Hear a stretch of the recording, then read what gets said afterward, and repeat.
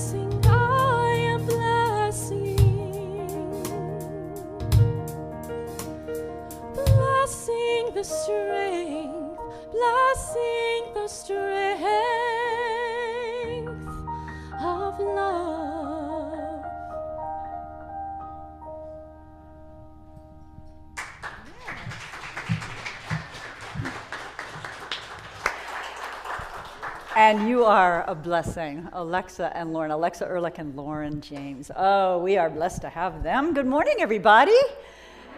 And to those watching us online, perhaps it's good morning, good afternoon, good evening, good night. We welcome everybody who's watching or here with us. It is a good morning, and this is Center. We're actually one center for Spiritual Living Rogue Valley, part of Centers for Spiritual Living. I'm Kimberly Hawkins. I'm the co-minister now here, and my co-minister, Michelle Ariano, is vacationing in Costa Rica with her family, so we know that they're blessed and having a wonderful time and that she'll come back refreshed and all having good messages for us as she returns. I'd like to have anybody who's here for the very first time raise your hand, and we promise we won't follow you home. We'd just like to give you a little love. Anybody here for the very first time? Today? Welcome, welcome. And how about last week? Was anybody here last week for the very first time? Because we forgot to ask yet. Let's give you a little love. Welcome. We are a diverse, progressive spiritual community, and we welcome everyone, no matter where you may happen to be on your own personal spiritual journey. I'd like to remind you to silence your phones. We actually ask you to either turn them off or put them on airplane mode because they can interfere with the internet through which we broadcast this service. So I want to recognize a couple folks with us. Nancy Clay is our practitioner on duty this morning who will be delivering our invocation and reading. And Laura Stewart, I'm looking for you, Laura, there she is, did our beautiful meditation this morning and will be holding high watch, which means she prays throughout the service for the highest and best good of everybody here. Our video team this morning, if I can see them, Shannon Schnibbe, Tom Frederick on sound, Bill Miner. Is that it, you guys? Vivian Lacey is here. She's our admin person. And of course, our musicians. So it's time now. I'm going to invite y'all to take a collective deep breath. We're going to turn it over to our lovely musicians to prepare us for the invocation and reading.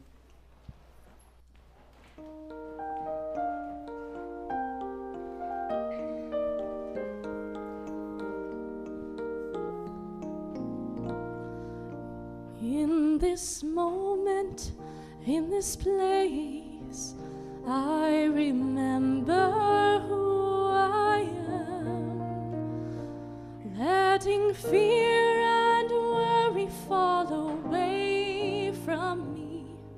I open my eyes and see there is only love.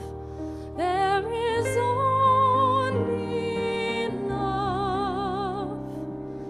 Love that heals, love that sets me free. There is only love.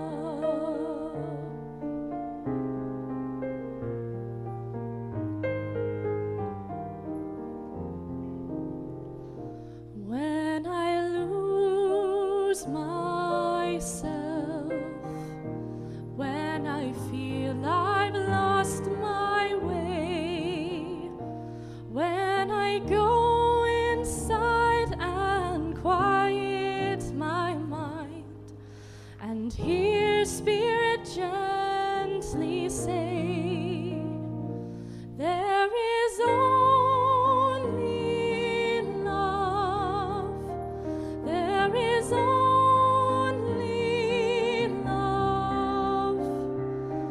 Love that heals, love that sets me free. There is only love. There is only love. There is only love. Love that heals, love that sets me free. There is only love. There is only love. There is only love. Love that heals, love that sets me free. There is only love. Love that heals, love that sets me free. There is only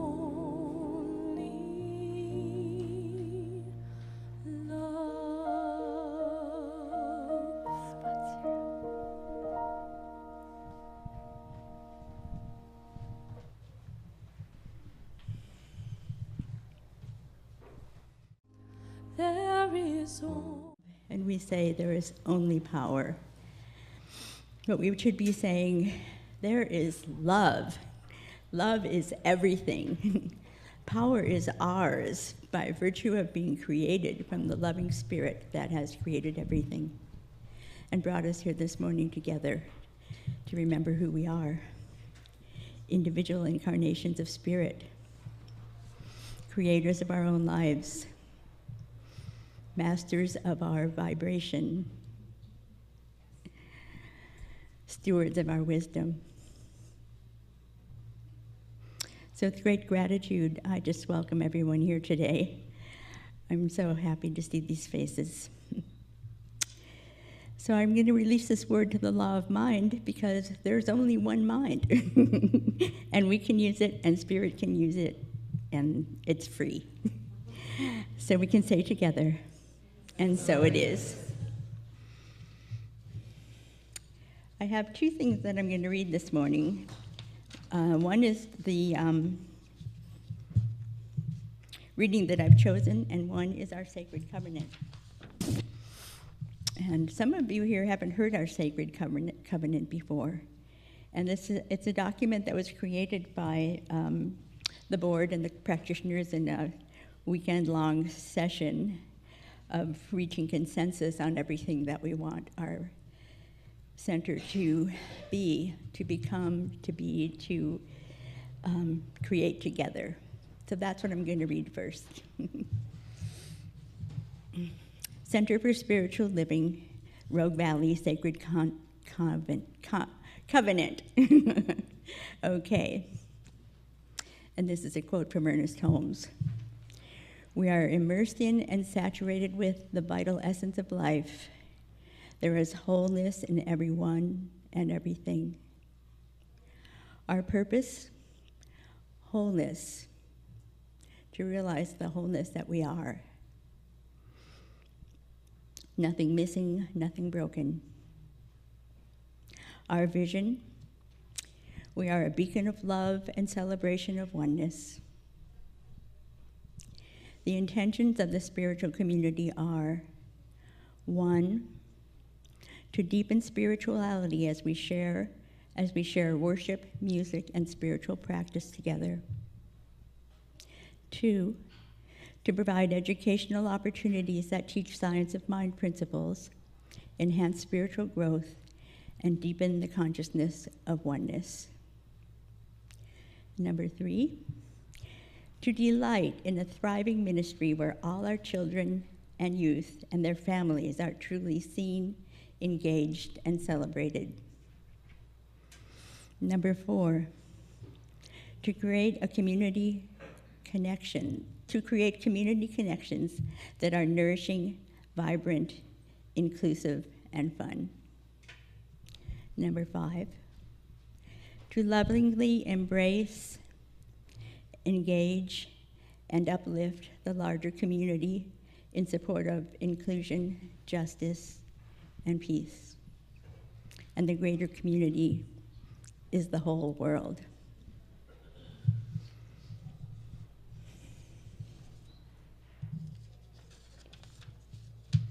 So I'm doing a reading today from the Unity monthly magazine, The Daily Word.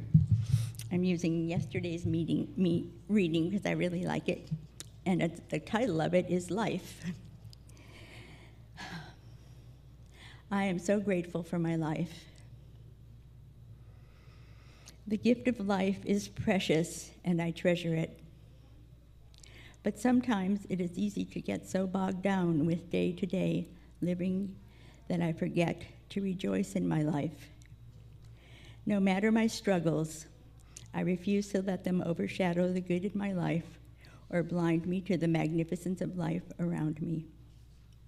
The beauty and variety of the natural world fills my senses and makes my heart sing.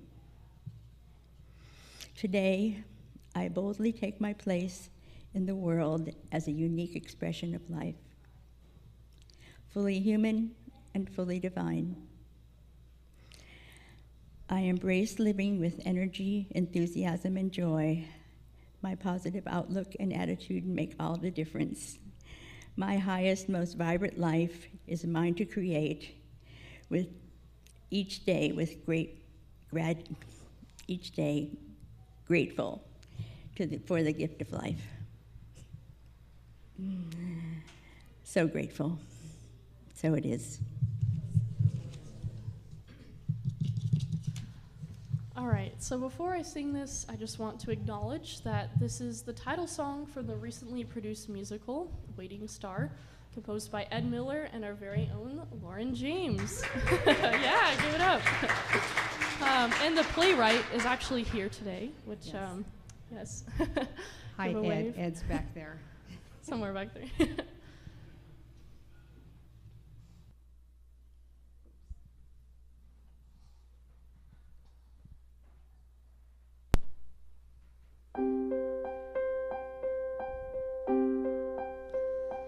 In the hush, quiet sky, there lies tomorrow, only a sigh.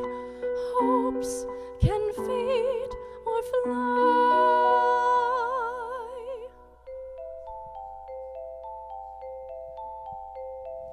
Dream far beyond a waiting star. Only a dream can fly there for a moment's prayer.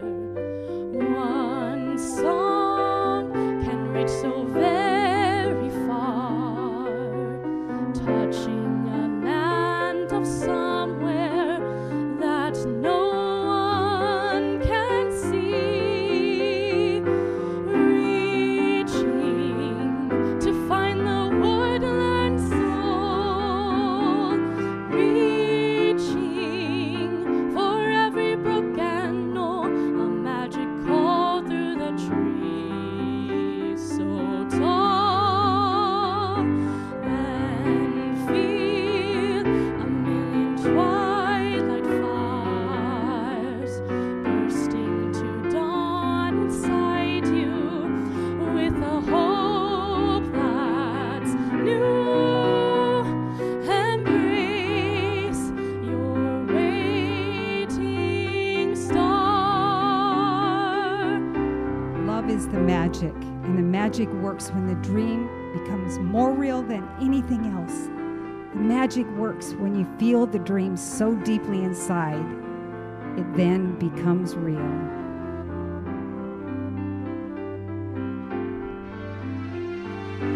Then feel a million twilight fires bursting to dawn inside you with a hope that's new.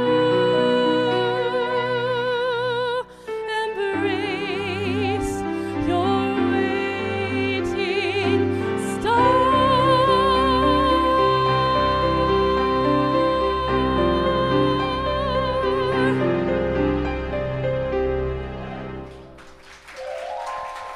Thank you.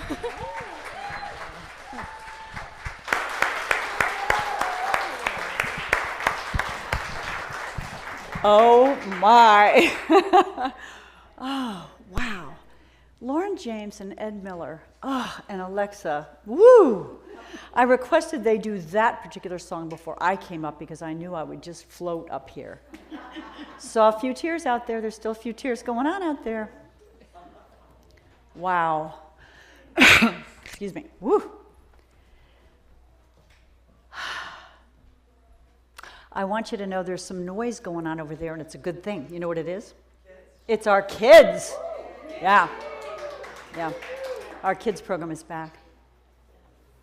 So I'm wondering how many of you have ever done some sort of physical cleanse to detox your body? Anybody? Oh, almost all of you. Wow. Yeah, pretty common, right? There's some fads, and I don't know, some of them probably work really well and some not. I've done my share through the years. Lemonade cleanse was really popular, right? I've done that. I just heard yesterday now there's not lemonade, but an orange juice cleanse. You drink orange juice for 1 to 3 days, and there's so much vitamin C, and it supposedly detoxes your liver. And it seems to make sense. I mean, we ingest a lot of toxins, don't we?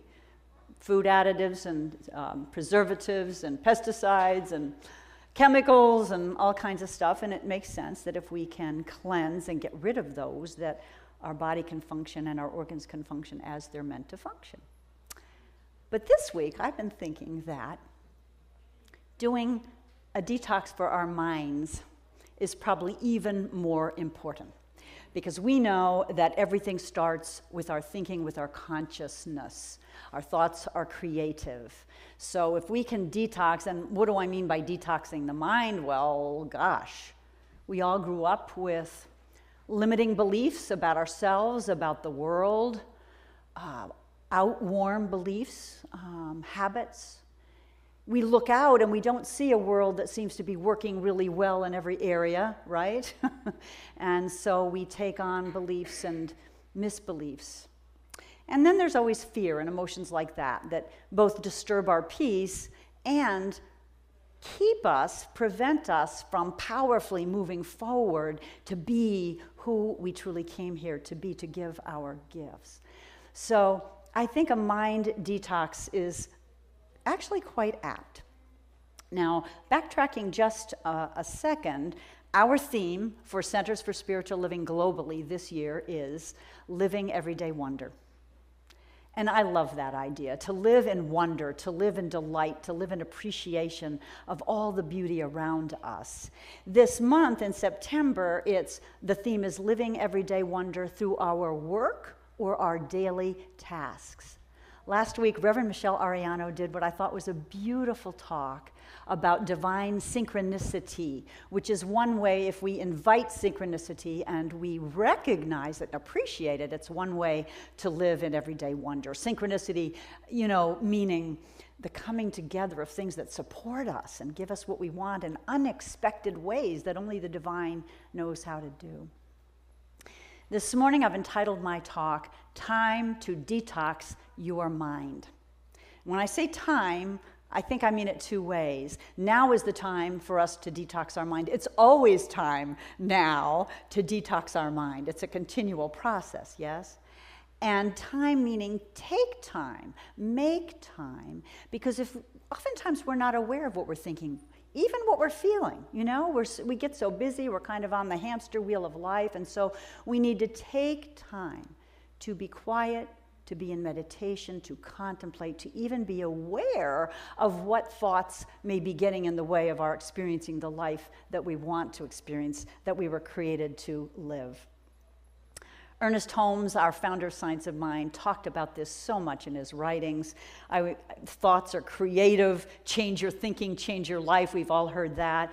He also wrote this, and it's really apropos to what I want to talk about this morning. Holmes wrote, "I cleanse the windows of my mind that it may become a mirror, reflecting inspiration from the Most High." I cleanse the windows of my mind that it may become a mirror reflecting inspiration from the Most High. I do this not with strenuous effort, but through quiet contemplation. Wow. This theme of, let me quote. One of my favorite biblical quotes is from Romans 12:2. "Be not conformed to the world," Paul wrote. "Be transformed by the renewing of your mind." It's easy to become conformed to the world, isn't it? We look out, we see division and hatred and racism still, and, all kinds of acrimony among people, even war. We look out and we see our not taking care of our earth that's sadly in trouble. We see a lot to become discouraged by, and our beliefs kind of set in about, we don't see the infinite possibility. We don't feel like that waiting star anymore.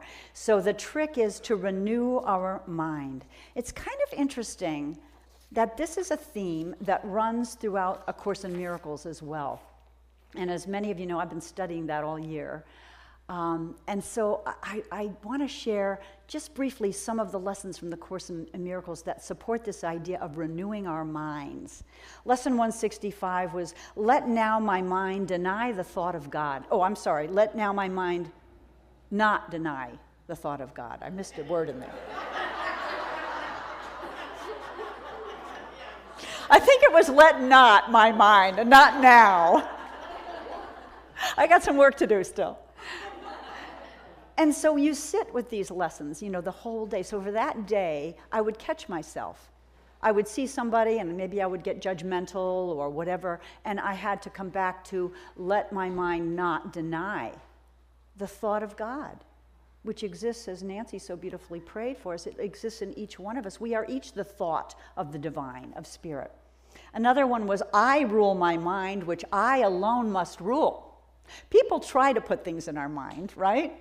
And growing up, but it's up to us to decide what we keep to believe and what we want to release. And then yesterday, I didn't get to I was busy having fun. And I didn't get to do the lesson until this morning. And here's what came. This is yesterday's lesson.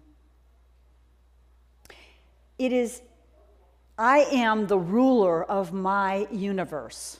Now, it doesn't say I'm creator of the whole universe. That was the divine, right? But I am the ruler of my universe. So there were things like this in the lesson. It is impossible for anything to come to me unbidden. Whoa. It's impossible for anything to come to me unbidden. I'm not a victim. Now, sometimes in Science of Mind, this concept, because if you create what you have, if you get sick or you're broke, sometimes misguided students of Science of Mind will say, what are you creating? And put blame on you. It's not about blame. It's about recognizing a condition that exists that we want to change, and to change the thinking and to take power over it. But to realize we are never the victim of our circumstances. So I love this thought. Everything that happens around me and through me and to me is coming up to be healed for me. That's a powerful thought to keep. So even if I have a serious illness, for example, the question we might ask is, where's this coming from? What needs to be healed? And in that regard, even a serious illness is a potential gift offered up so that we can heal and release what needs to be released. So the idea is to say yes to everything, not resist anything that's going on in our lives. Why? So we don't miss the lesson. And I'm saying this not as somebody who can practice this all the time, but as somebody who's learning it along with all of us. This week, in our Essential Earnest class, students were assigned a paper about unconscious invitation. An unconscious invitation is when we bring about something because of our subconscious beliefs. I should have read old papers and gotten you a really juicy example, but here's a simple example. Say I've agreed to go to a family reunion and I'm really dreading it because there's just a lot of toxicity and I don't really want to deal with it, but I've committed to go for Thanksgiving, and so I'm going to go. This is not my family, by the way. It's not. But it does happen. All right. And just days before it's time for me to get on the plane, I fall down the stairs and break my ankle, and there's no way, that would be possibly an unconscious invitation to have something happen, an illness or an accident, so I don't have to do what I really didn't want to do that I said yes to. So I'm looking forward to getting those papers from students, because it's a way to begin to take a look at, wow, I thought I wanted to do this. Why did this happen? And sometimes it's because even our subconscious beliefs and thoughts are creative. It's not just our conscious thoughts. All right. So in thinking about this idea of, detoxing our mind, I thought of 3 aspects to do this that we can remember.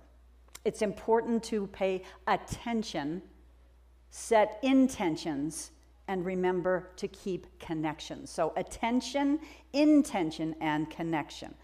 Attention. Well, like I said, just getting quiet and paying attention to what might be going on in here. There's a beautiful story. About, you might have heard this one. It's 3 generations of women in the kitchen preparing a holiday meal. And the middle one has a daughter and a mother on either side, right? Starts to cut the roast, cut a slice off the roast before she puts it in the pan and puts it in the oven. And the daughter goes, Mom, why are you cutting the roast? And Mom goes, well, I don't know. We've always done it this way. This is the way Mom did it. Mom, why do we cut the roast? Mom says, darling, when you were growing up, our pan was only this big and the roast never fit in, so... Unconscious, right? So paying attention to what we're thinking and why, and is it still true? Here's another one, and this idea of not being conformed to the world. This is a story I heard from Pastor T.D. Jakes. I don't know if any of you are familiar with him, but he's wonderful. And he tells this story. I'm not sure it's true. I keep wandering over there, and I know I'm driving Shannon nuts. I can't stand still. She's trying to keep the camera. I'm sorry, Shannon. Forgive me. So here's the story. It's a great teaching story, even if it's not true. There was a mom doggie who was pregnant, got hit by a car, had an accident, survived, but the hind legs were paralyzed. And she did manage to successfully deliver a litter of healthy pups. There was nothing wrong with them. But when they started to walk, they dragged their hind legs behind them because that's what they saw mom do. So metaphorically, how many of us drag our hind legs behind us because we saw the people that we grew up with do that? In whatever way they felt limited or were in fact limited, we take that on instead of stepping powerfully into what we're capable of doing. Again, paying attention. There's a wonderful process that we underutilize our practitioners in this community. These folks like Nancy and Wendy and Laura study for 4 years minimum to be able to support people to take a look at false beliefs and be empowered to give their gifts fully in service to the world. And so if we're not all doing that 100% and we're not taking advantage of this resource for our ministers and practitioners, that's a shame, you know? So there's this process called Fear to Faith. How many of you have done the Fear to Faith process? Yeah, cool. We teach it in Foundations. I've done a workshop on it. I am more than glad to have anybody set up an appointment to do it with me, as are all our ministers and our practitioners. And what it does simply, we'll explain more if we meet, but what it does simply is, what is not working in your life right now? What would you like to shift? Taking it back to when's the first time you felt that way? Usually it's a very young memory. What did you come to believe about yourself or the world? And what did you decide, how did you decide you needed to be in the world in order to compensate? So for example, I have never met anybody who didn't have some form of, I'm not worthy, I'm not enough, something's wrong with me. My version is, I'm not worthy, coming from an abusive background. And, we all get that in some form, in some way. And the way I decided I needed to be in the world was I had to work hard to prove I'm okay, to be the best I could be, which is kind of good, right? Except if it's compulsive. And the problem is, if you're hanging on to that belief that you're not worthy, no matter how much you succeed or do or accomplish, you still feel like you're not enough. Can you relate?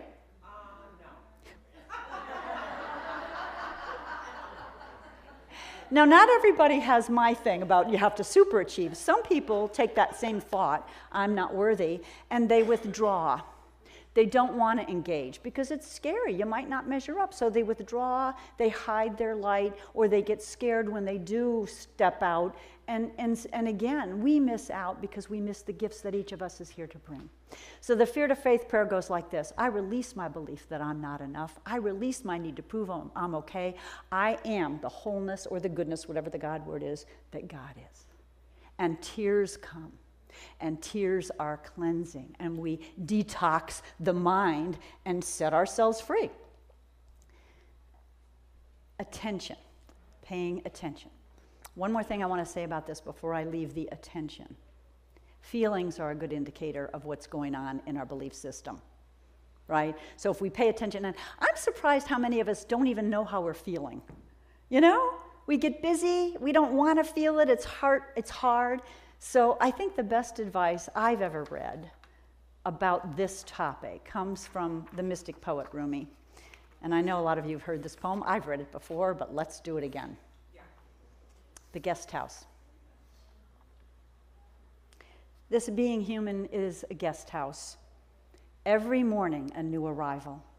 A joy, a depression, a meanness, some momentary awareness comes as an unexpected visitor. Welcome and entertain them all.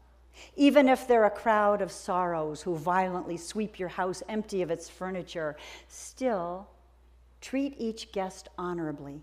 He may be clearing you out for some new delight. The dark thought, the shame, the malice, meet them at the door laughing and invite them in. Be grateful for whoever comes because each has been sent as a guide from beyond.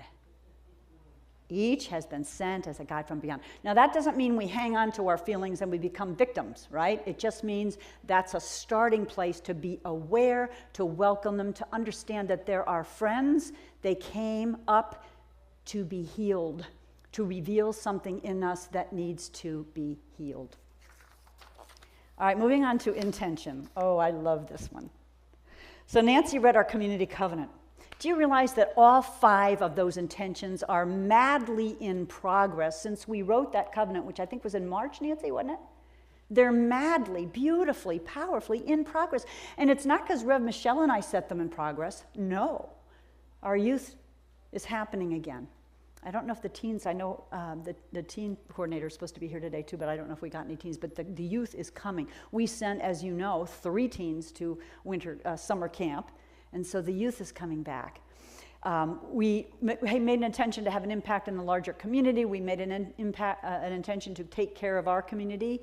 Wendy and Renee have started this community cares team. You're going to hear more about it later. I mean, I won't go through them all, but every single one of those is in progress. Why? Because we set the intention, the clear intention. And so I'm in the process now of doing that for my own life. And I want to invite each of us to think about what area in your life do you feel like you need a shift right now? Perhaps it's in the area of finances. They're not what you like them to be. Perhaps it's in the area of your love, your relationships, the harmony in family or lover or community relationships. Perhaps it's in the area, I think of Florence Scovel Shinn's 4 Square of Life.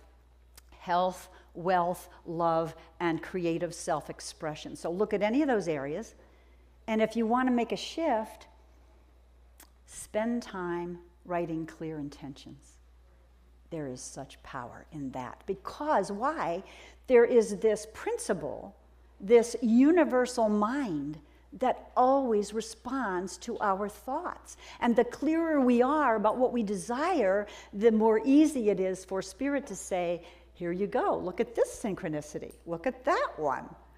Things come to you seemingly by magic. So not only is our community covenant, that kind of magnifies everything, doesn't it? Not only is our community covenant happening, but some of you know that I've been single for, I got divorced back in 2000, somewhere around there.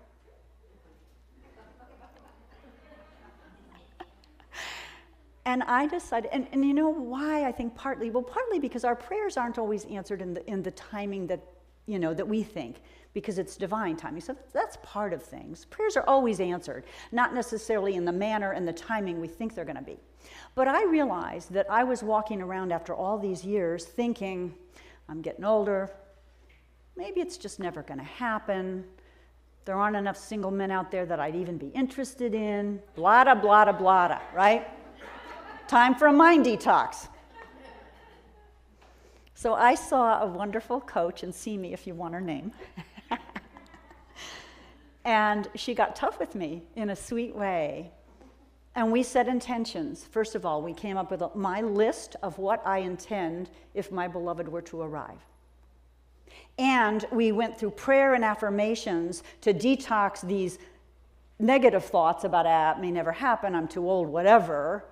And I walked out of that session in June, late June, for the very first time feeling like, not only like it's possible, but like, hot darn, this is going to happen. And the next session, we did visioning. And how many of you have ever done visioning? All right. So the visioning process is a process where we get really quiet and we allow the divine to tell us, what Spirit's grandest vision of what my relationship would be, or what Spirit's grandest vision of what my work in my world would be, whatever it is. And again, I got clearer and clearer. 6 weeks after that initial session, through a series of synchronicities, which I'll be glad to tell you about offline, I met my guy. Right here in this sanctuary. And my mind is blown by the way Spirit, we think we have to make things happen. And there's nothing wrong with taking steps, because I think if you want an online date, not for me, but if you want to do that, if you want to take steps looking for a job, that's great, because it tells the universe we're serious. But the fact is, when we detox our mind, when we get clear about what we want, when we set those intentions, the train has left the station, folks, and it's gonna happen. So I'm so grateful for somebody who helped me detox, set intentions. I'm so grateful for all the way it unfolded. And yeah, speak to me offline, I'll tell you more. Ralph Waldo Emerson said this. He said, "It is only the finite that has wrought and suffered." This is a quote from our Essential Earnest class. Wrought meaning worked hard, right? Only the finite, meaning only our egos, only our human selves in the small sense, have worked and suffered. The infinite lies stretched in smiling repose. And I love that because it's true. And that part of us that can connect with the infinite knows that we don't have to make things happen. We just have to make our thinking straight, and things will happen. So we've talked about the importance of attention, paying attention to our feelings, to our thoughts, to our habits. We've talked about intention, setting intentions for what we want. Finally, I want to talk about connection. It's in connection, it's in relationship that we do our healing. It's not in isolation. I think we all intuitively know this. And during COVID, it was tough, wasn't it? Because we were isolated by force. We needed to be for a while. So it's so wonderful to have Sangha, where we can remember for each other when each of us forgets, because we will forget the truth of the power of who we are. And we can remember for each other in classes, in sessions with practitioners or ministers, in friendships that are supportive, where we can truly listen to one another and help each other through the thicket of that nasty stuff that accumulates in our minds. Michelle Ariano, Rev. Michelle, has a class coming up called Change Your Thinking, Change Your Life. It's a 5-week version of our original 10-week Foundations class, and it is transforming. So if you haven't taken Foundations, or it's been a while since you did, because each time you take a class, you are a different person and you get something different out of it. So sign up. There's a sign-up sheet in the social hall. It's an awesome class. Listening to one another is a part of this too. I wanted to read a Maya Angelou quote first. I love this one. God bless her, huh? Maya Angelou said, "If God put the rainbows right in the clouds themselves, each one of us in the direst, dullest, most dreaded and dreary moments can see a possibility of hope. Each one of us has the chance to be a rainbow in somebody else's cloud. We have the chance to be the rainbow in your cloud. You have the chance to be the rainbow in my cloud." In all my classes, I like to read a poem from Parker Palmer, because we believe to be that rainbow doesn't mean giving advice, this is what you should do. It doesn't mean, oh, this is the way I should do it, or it doesn't mean any of that. It means listening and knowing that each person has within them the voice of the divine, that guidance. They just need some help maybe accessing it or knowing that it's there. So this is the poem I like to read with my students, no matter what the class is. Parker Palmer from A Hidden Wholeness. "When you speak to me about your deepest questions, you do not want to be fixed or saved. You want to be seen and heard, to have your truth acknowledged and honored. If your problem is soul deep, your soul alone knows what you need to do about it. And my presumptuous advice will only drive your soul back into the woods. So the best service I can render when you speak to me about such a struggle is to hold you faithfully in a space where you can listen to your inner teacher." Yeah. So in sum, my friends, let's not be conformed to this world. Let's not take the model of the puppies dragging their feet. Let's know that we are fully equipped, fully empowered by God, by the divine, by Spirit. Let's take a look at paying attention to thoughts that are holding us back, to emotions that are pointers to what needs to be healed. Let's set clear intentions for what we want, and let's stay connected in community to be the rainbow for each other. I'd like us to do that not just this week, but this lifetime. I'm going to close with a quote from Jeff Foster, and then we'll go into prayer. If abandonment is the core wound, the disconnection from mother, the loss of wholeness, then the most potent medicine is this ancient commitment to never abandon yourself, to discover wholeness in the whole mess, to be a loving mother to your insides, to hold the broken bits in open awareness, to illuminate the sore places with the light of love. I love you. Namaste, guys.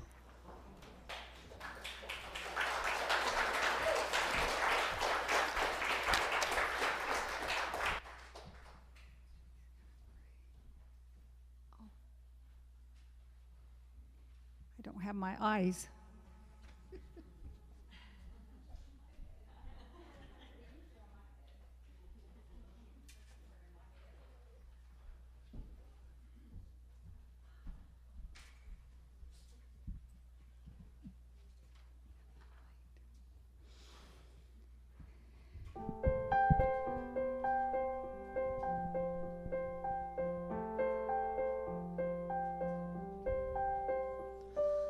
I will trust in the Spirit.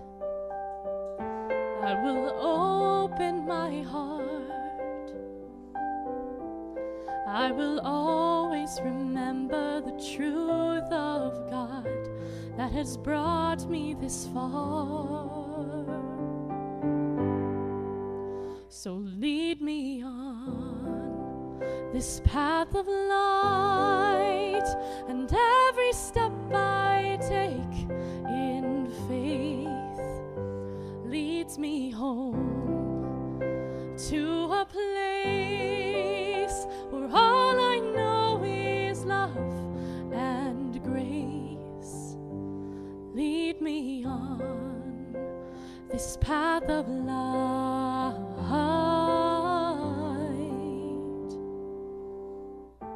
Shine a light in the darkness.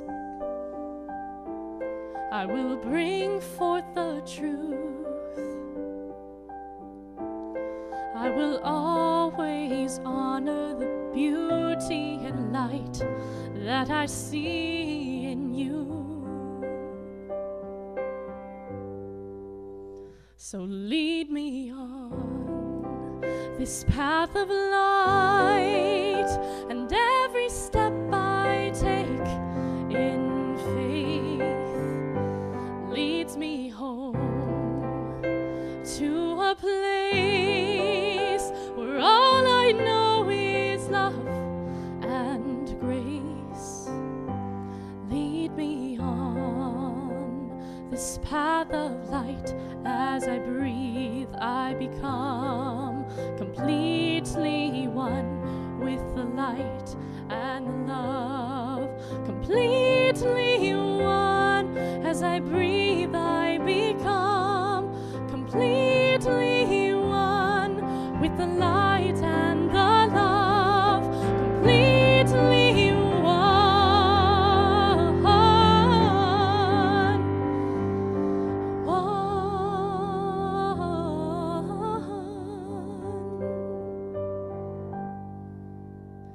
Lead me on this path of light, and every step I take in faith leads me home to a place where all I know is love and grace. All I know is love. All I know is love. All I know is love and grace.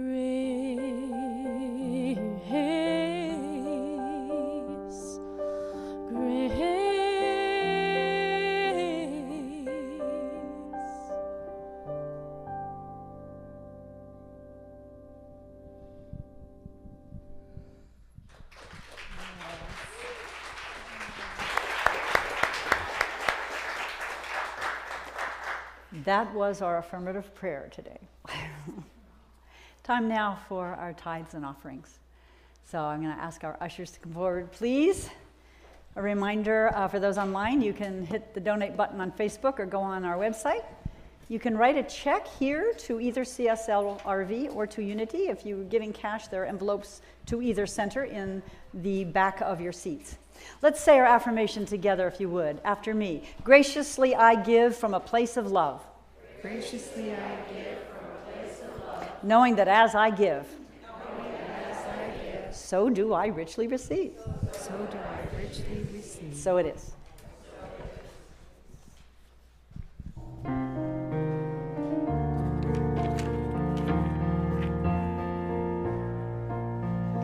I am a light, I am a light, I am a light in this world. I am a light, I am a light, I am a light in this world.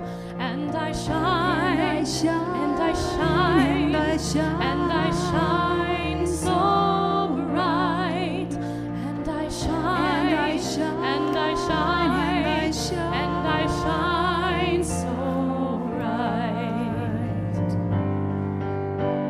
You are a light, you are a light, you are a light in this world. You are a light, you are a light, you are a light in this world. And you shine, and you shine, and you shine so bright. And you shine, and you shine, and you shine, and you shine, and you shine so bright. We are a light, we are a light, we are a light in this world. We are a light, we are a light, we are a light in this world. And we shine, and we shine, and we shine so bright. And we shine, and we shine, and we shine, and we shine so bright.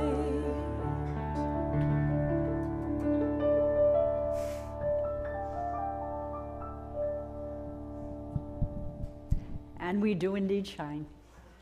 Few announcements, actually quite a few, so I'm going to be quick. Please join us after service for social time. Michael Sunday has brought 2 soups, and I think Eddie has cooked up some kind of goodies, and it'll be great. Coffee as well. Jackie's Jewelry happens because it is the 2nd Sunday of the month, so gently used treasures. Go do your shopping that supports the center. Wendy, I think you're going to come up and do a little announcements for us about the Community Cares team, which kicks off today. How appropriate is that it's happening on September 11th? Hi guys, I haven't seen you for a while. It's so nice to be here. I was with family and school started.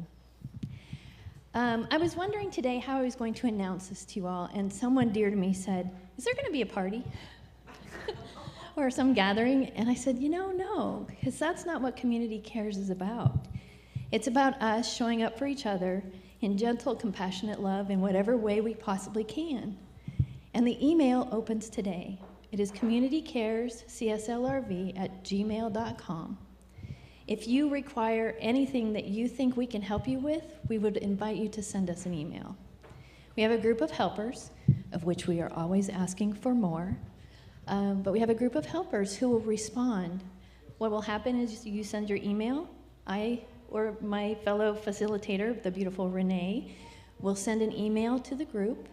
If someone can come forward, and I'm sure there will be someone who can, they will respond to all of us and let us know, and then we will connect you to that person. That way we would protect some semblance of confidentiality, because it's hard to ask for help. Anybody else have a hard time asking for help? My arm is 1,000 feet high. I am not good at it. So it's ironic and not ironic that I'm standing before you today as a practitioner saying, yeah, I'm creating a group that can help you if you need help. So we would gently love to be assistance for you if you decide you need it. please put us on your list of resources. Community Cares CSLRV@gmail.com. You can reach us at that email if you would like to be a helper, to be one of the people to respond to the email. We have a sign up in the social hall that will probably live there forever, so we'll be checking it. And we hope to see this grow, and we hope it tightens and bonds our community further. Thank you. Wendy, could you give a couple examples of, not limited to, but things people might want help with? One of the things that comes to mind is knowing that someone might need a ride to an appointment that they cannot, their car's not working, that, or they're like, how many of you have had adults in your life who've had to have the glaucoma screening and you're not allowed to drive? Send us an email and we will try and make an arrangement, and we will always be successful because we are imbued with spirit, to make sure that you get to and from your appointment safely.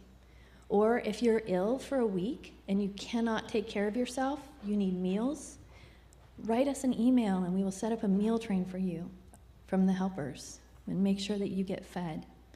And then if you come up with something that we haven't thought of, because I'm sure as creative as spirit is in each of us that there will be something, please reach out and we will do the best that we can for you.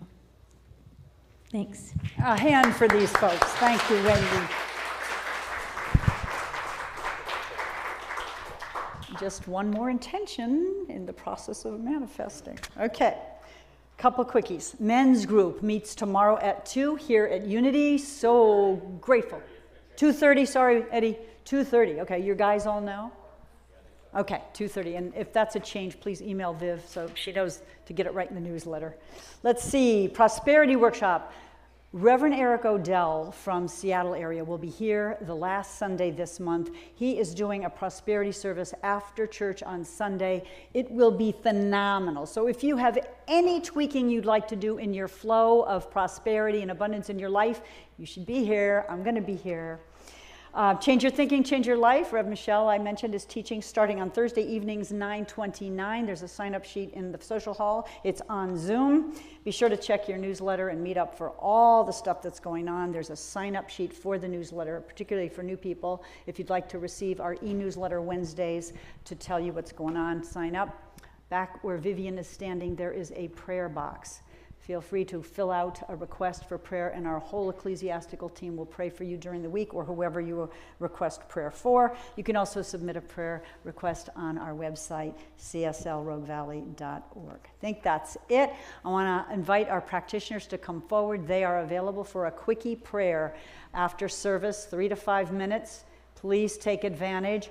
I'm going to ask the rest of us to move into the social hall and be quiet in here, so this is a sacred place for prayer. That's it. Turning it over to you guys.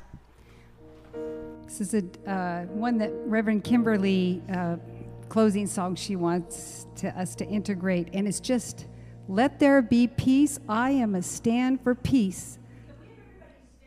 Yes. Let there be love. I am a stand for love. Let there be joy. I am a stand for joy.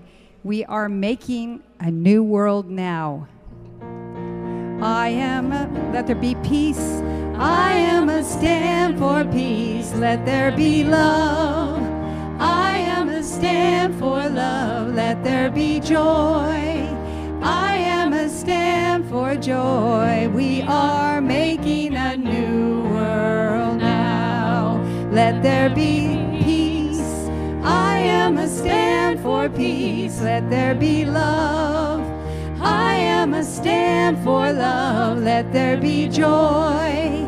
I am a stand for joy. We are making a new world now. Let there be peace. I am a stand for peace. Let there be love. I am a stand for love. Let there be joy. I am a stand for joy. We are